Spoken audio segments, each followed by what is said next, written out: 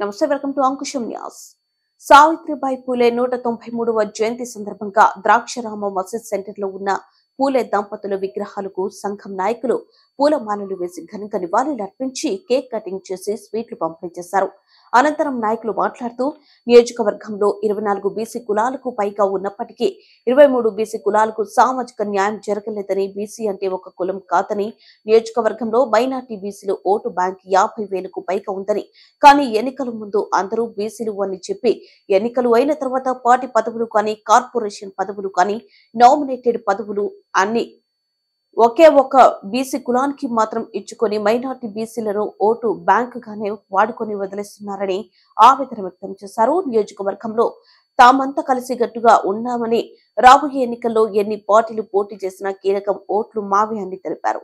రాబోతున్న ఎన్నికల నాటికి తామంతా ఒకే మాట ఒకే బాటగా ఉంటామని, ఎన్నికల్లో పోటీ చేసే అభ్యర్థులు ఎవరు ఉన్నారో వారు మా సంఘం యొక్క డిమాండ్లను నెరవేరుస్తామని హామీ ఇస్తారో వారికి మా మద్దతు ఇచ్చేందుకు సంఘం ఆమోదంతో నిర్ణయం తీసుకుంటామని, లేని ఎడల మా సంఘంలో ఒక అభ్యర్థిని ఎన్నుకుని రాబోతున్న అసెంబ్లీ ఎన్నికల్లో ఎమ్మెల్యే అభ్యర్థిగా నిలబెట్టి నియోజకవర్గంలో ఉన్న అన్ని సామాజిక వర్గాల మద్దతుతో ముందుకు వెళ్తామని తెలిపారు.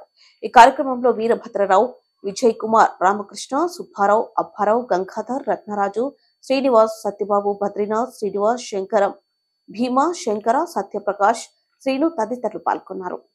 తొలి మహిళా ఉపాధ్యాయురాలు శ్రీమతి సావిత్రిబాయి పూలే 193వ జయంతి సందర్భంగా ఈ రోజు ఇక్కడ కార్యక్రమం ఏర్పాటు చేయడం జరిగింది.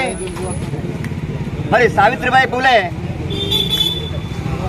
ఆవిడ జీవిత చరిత్ర కోసం తెలియజేయాలంటే ఆవిడ చిన్నతనంలోనే వివాహం జరిగింది మహాత్మా పూలే గారితో. అప్పటికి ఆవిడకి చదువు లేదు. మహాత్మా పూలే గారు ఆవిడ్ని చదువు నేర్పించి ఒక మహారాష్ట్ర పూణేలో ఒక చిన్న పాఠశాల నిర్మించి ఒక 10 మంది పిల్లల్ని స్కూల్ తీసుకెళ్లడం జరుగుతుండేది. ఆనాడు అగ్రకుల ఆధిపత్యంతో ఈ శూద్రుల్ని చిన్నతనంగా చూసేవారు. ఆనాడు మహాత్మా పూలే తన భార్య అయినటువంటి సావిత్రిబాయి పూలే గారు ఆ పిల్లల్ని తీసుకొని రోజు స్కూల్కి వెళ్తూ ఉండేది. ఆవిడ ఒంటి మీద పేడ ముద్ద చల్లేవారు. ఎక్కడా చిన్న కులం వాళ్ళు చదివితే ప్రయోజకులు అయిపోతారన్న ఒక భయంతో ఆవిడ ఒంటి మీద పేడ ముద్ద చల్లేవారు, మట్టి ముద్ద చల్లేవారు. ఆవిడ ప్రతిరోజు తీసుకెళ్తూ ఉండే ఒక సంఖలో ఒక చీరను తీసుకెళ్ళి మహానీయురాలు అక్కడికి వెళ్ళి ఆ చీర కట్టుకొని మళ్ళీ విద్యార్థికి మళ్ళీ పాఠాలు చెప్తూ ఉండేది. అలా అనాదిగా వస్తున్న ఆచారంలోని ఒకసారి ఒక